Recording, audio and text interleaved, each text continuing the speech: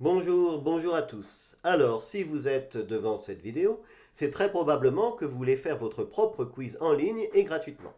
Alors pour cela, je vous conseille de prendre votre navigateur préféré, de l'ouvrir et de taper dans la barre d'adresse www.wasavante.fr, wa comme une oie, et tout attaché avec wasavante.fr. Nous sommes orientés vers la page d'un site ou d'un logiciel, le jeu de loi savante. Alors pour le moment, ce qui nous intéresse, c'est le troisième onglet à droite, à moins que vous appeliez ça un bouton, faire mon propre questionnaire. On y va. On est orienté sur une nouvelle page avec à gauche des instructions générales par rapport au quiz lui-même et à droite toutes les informations qui vont nous être nécessaires. On va commencer par le côté droit et les informations d'ordre général. Alors évidemment, si vous faites un quiz, il y aura un titre. Alors, quel va être le questionnaire que nous allons proposer? Pour l'exemple, j'ai choisi un questionnaire sur les inventeurs et leurs inventions. D'accord? On passe ensuite à la phrase de présentation. Alors, qu'est-ce qu'on attend dans la phrase de présentation? Que vous disiez exactement ce que vous allez attendre de l'utilisateur du quiz en fonction des informations que vous allez lui donner. En l'occurrence, moi, je vais proposer le nom d'une invention. Il va falloir retrouver l'auteur, l'inventeur. Donc, je vais écrire retrouver le nom de l'inventeur correspondant à l'invention présentée. Voilà. Votre nom ou pseudo, alors évidemment ça vous regarde, moi je vais choisir Wasavante parce que c'est vraiment un très joli pseudo. Avec une majuscule s'il vous plaît. Ok, alors ce n'est pas un questionnaire qui concerne les arts et spectacles, mais bien plutôt les sciences et les techniques. Vous choisissez évidemment ce qui va le mieux convenir à votre questionnaire. Alors niveau du questionnaire, moi je pense que c'est un questionnaire d'ordre moyen. Alors voulez-vous partager votre questionnaire? Si vous choisissez non, personne n'aura accès à votre questionnaire.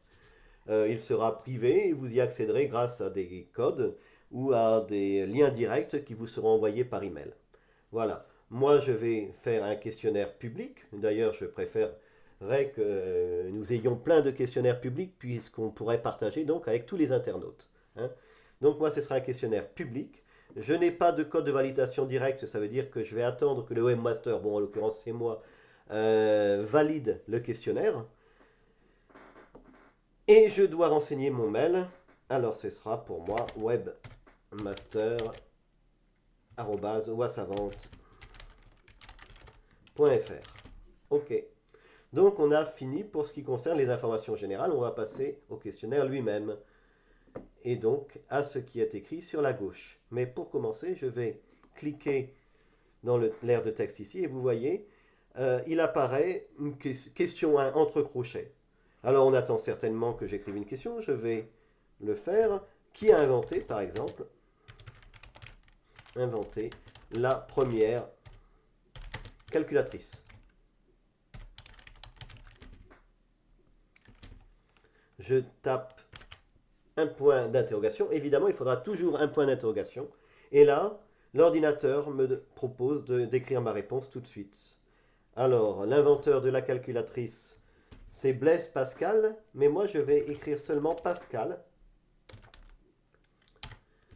parce que je ne demande que le nom de l'inventeur et pas le prénom et le nom. Vous pourriez choisir de demander le prénom et le nom, mais moi ça me suffit d'écrire Pascal.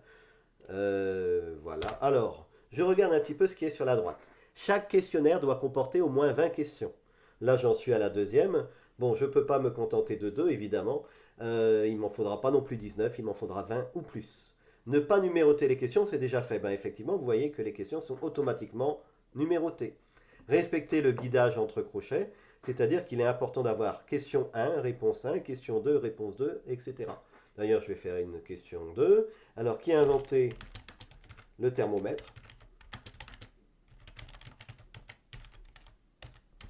Point d'interrogation. Pof, je suis automatiquement guidé à la réponse et ce sera Galilée. Voilà, je pourrais continuer longtemps. Qui a inventé je ne sais pas quoi.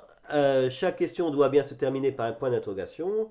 Ça marche. Effectuer un retour à la ligne après la réponse. D'accord, donc tout ça a été fait.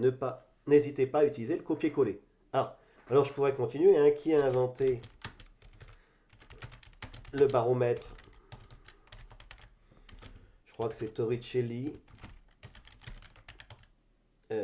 Torricelli, etc.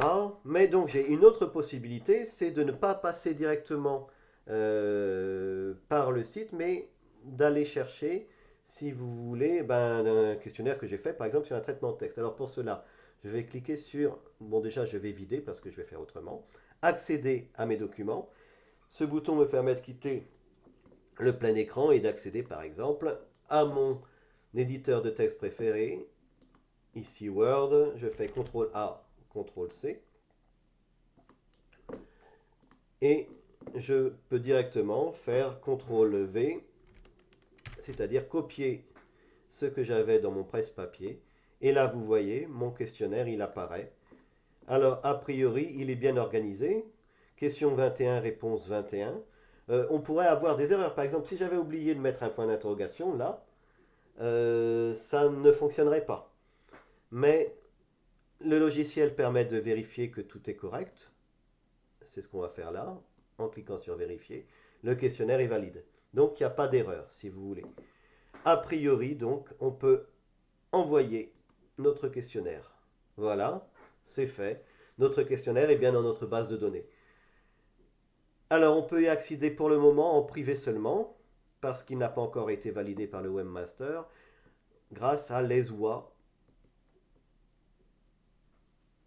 61310, copier. Voilà. Retournons à la page d'accueil. Et là, on va choisir finalement d'aller dans le mode quiz.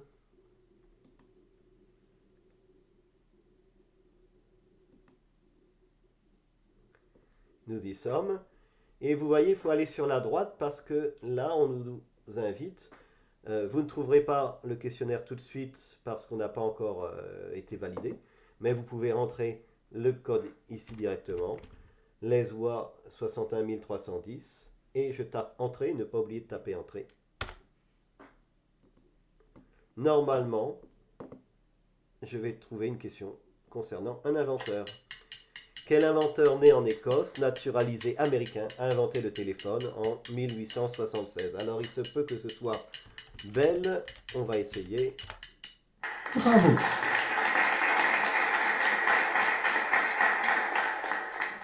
Nous sommes longuement applaudis. Je crois que nous avons réussi à faire notre quiz de façon assez rapide. Bon, j'avoue, je l'avais préparé avant.